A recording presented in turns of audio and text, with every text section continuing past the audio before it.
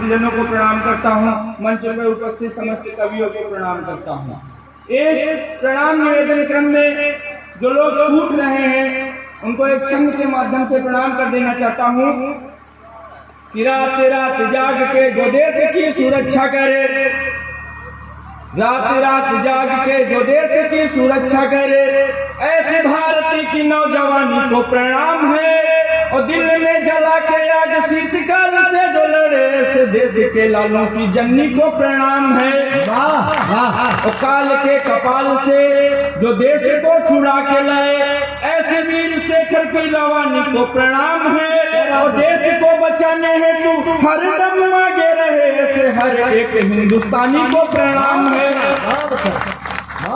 और जैसा कि दादा ने बताया, ओज का कवि मंच पर तमाम ओज के कवि हैं।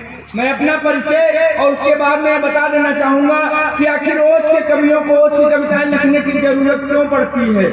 मैं अपना परिचय बता देना चाहता हूँ कि सच को न झूठ, ना तो झूठ को मैं सच लिखूं, सच को न झूठ, ना तो झूठ को मैं सच लिखूं, सच लिखने की आग रखता हूँ मैं।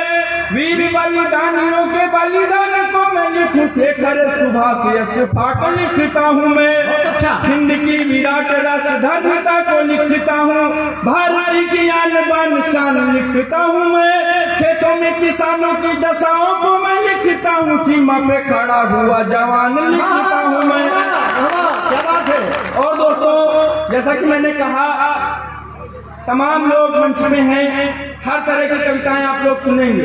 हास्य की कविताएं होंगी, श्रृंगार की कविताएं होंगी, लेकिन देश की बात आखिर रोज की कवियों को क्यों करनी पड़ी, मैं बात एक कविता के माध्यम से रख देना चाहता हूँ कि हम भी चाहे लिख सकते हैं कविताएं मीठे तानों की, हम भी चाहे लिख सकते हैं कविताएं मीठे तानों पर, हंसी ठिठोली उठे हमेशा ऐसे मीठे गानों पर।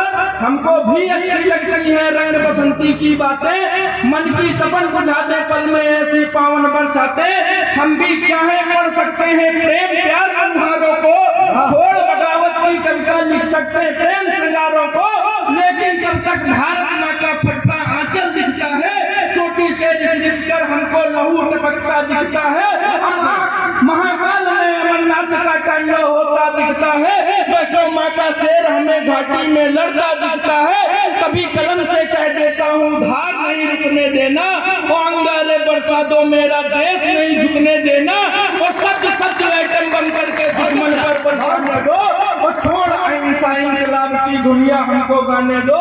दोस्तों, जैसा कि राजकिशोर जी भाई साहब की पावन उपस्थिति है, राजकिशोर जी भाई साहब के संरक्षण में कविता पढ़ने का सौभाग्य मुझे मिल रहा है। पिछले वर्ष भी मैं इस कार्यक्रम में आया था, इस वर्ष भी आया। इस वर्ष मुझे कविता पढ़ने का अवसर राजकिशोर जी भाई साहब के माध्यम से मिला। ये कार्यक्रम जो हो रहा है, ये कार्यक्रम हमारे देश की जो पुरातन संस्कृति है उस संस्कृति को जागृत करने का एक कार्यक्रम, एक माध्यम है। दोस्तों, हमारा देश जिसे सोने की चिड़िया कहा जाता था, हमारा देश जिसके पीछे पूरी दुनिया चलती थी, हमारा देश जिसे विश्व गुरु कहा जाता था, तब मैं अपने देश की गाथा के कुछ छंद आप लोगों के बीच में रख देना चाहता हूँ। गाथा मेरे देश इस हिंद की महान कवि, प्यार से लिखी तो कभी वार से लिखी गई, आर्यभट्ट जैसे ज्ञानी कौटिल्य से स्वाभिमानी वीर शौर्य पुत्रों के ही मान से लिखी गई। और युद्ध से तो कभी शुद्ध जौहर की रानियों के मान की कहानी स्वाभिमान से लिखी गई, हार से लिखी गई है, जीत से लिखी गई है, गाथा मेरे देश की कटार से लिखी गई। और दोस्तों, और किन चीजों से मेरे देश की गाथा लिखी गई?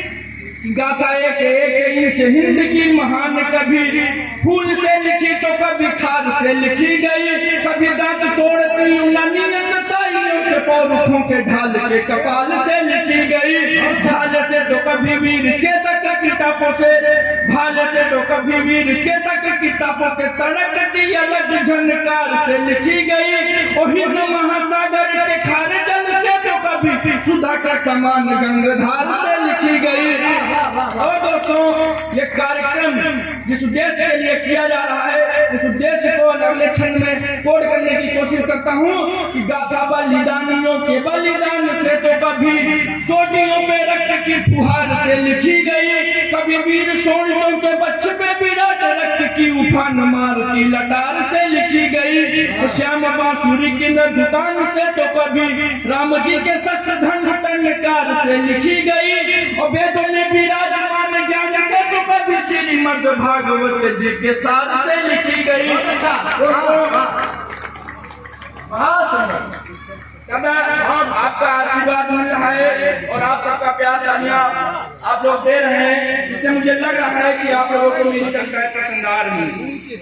आप लोगों को अगर कविताएं पसंद आती हो तो मैं एक कविता आप लोगों के बीच में और पढ़ देना चाहता हूँ। इस कविता के लिए आप जैसे लोगों ने मुझे सम्मान दिया, और वो कविता, उस कविता में मैंने अपने देश की सच्चाई लिखने का प्रयास किया कि आखिर मेरे देश को आजादी कैसे मिली। क्या जो प्रथम शिक्षा मंत्री जी थे उन्होंने जो इतिहास लिख के हमें पढ़ाया है, क्या उस तरीके से हमें आजादी मिली, या उन लोगों को नकारने की कोशिश की गई जिन लोगों ने हमें आजादी दिलाई। तब मैं बात रख देना चाहता हूँ, आप लोग समझिएगा, समझदार लोगों के बीच में बात रख रहा हूँ कि देश हमारा अंग्रेजों से जब्त हुआ आजाद बना, देश हमारा अंग्रेजों से जब्त हुआ आजाद बना, आजादी का नेहरू चाचा और गांधी हकदार बना। विरोध किसी का नहीं, बात समझिएगा, पूरी बात आप लोगों को समझ में आएगी कि देश हमारा अंग्रेजों से जब्त हुआ आजाद बना, आजादी का नेहरू चाचा और गांधी हकदार बना।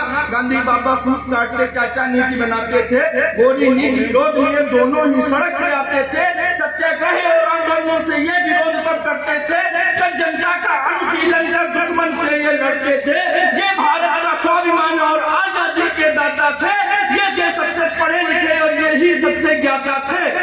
ये बात हम लोगों को बताई गई, लेकिन अब सिक्के का दूसरा पहलू रख रहा हूँ कि ये सबसे पढ़े लिखे और यही सबसे ज्ञाता थे, ये मैं ना कहता, मुझको तो यही सब बतलाया है। छोटा था तो शिक्षक ने भी यही बात पढ़ाया है, कहते थे आजादी इन दोनों ने ही दिलवाई है, नेहरू चाचा ने ही तो भारत की लाज बचाई है, लेकिन मैं ना मानूंगा इनको इसका अधिकार लिखूं, आजादी का नाम आए तो चंद्रशेखर आजाद लिखूं।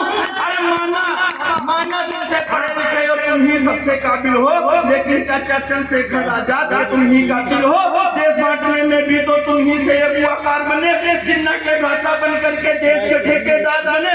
कश्मीर सब अपना होता जब तुम उनसे झुकते ना, वीर जवानों यही रुको ये सैनिक से तुम कहते ना, कश्मीर में 370 लाया तुम बताओ कौन, घाटी को 16 जैसा दबकाया तुम बताओ कौन। अरे देख के ऐसा भारत जिसमें चंद्रशेखर भी रोते होंगे, और सच कहता हूँ नेहरू चाचा तुमको गाली देते होंगे।